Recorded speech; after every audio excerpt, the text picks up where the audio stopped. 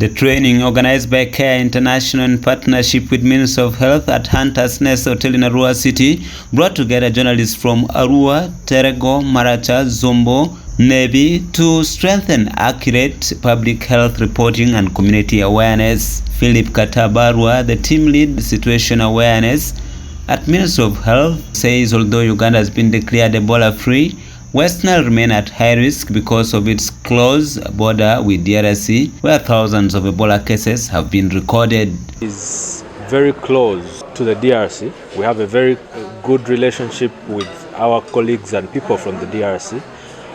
The media houses in West Nile reach as far as the DRC. Currently, they have more than 3,000 cases of Ebola cumulatively. And this is not just a problem for the DRC, but also it poses a risk to Uganda. Therefore, we are working together with the journalists so that they can spread information as far as the DRC to help our brothers and sisters adopt the preventive behaviors that are recommended in order to stop spread of Ebola.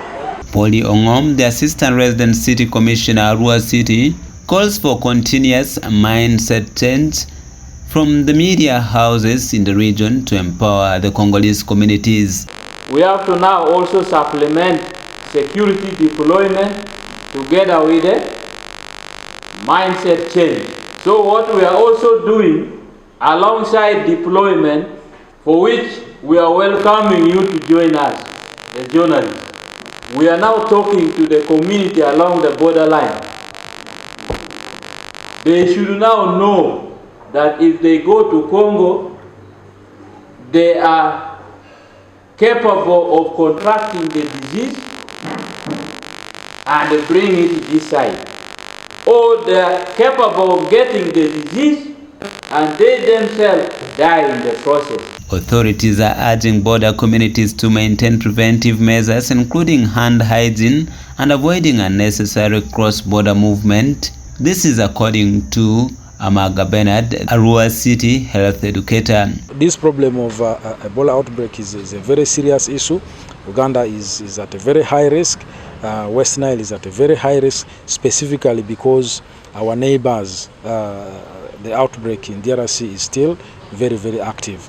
Now, one important point to note is that much as the outbreak has been declared over, especially in Uganda, the standard operating procedures are still being enforced. For example, the borders are still closed. That one we are very much aware about it.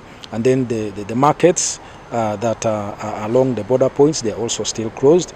And then other standard operating procedures like hand washing, behavior change, social distance, and so on, all these have to be continuously implemented. Officials believe empowering journalists with accurate information will help combat misinformation, strengthen community preparedness against the outbreak.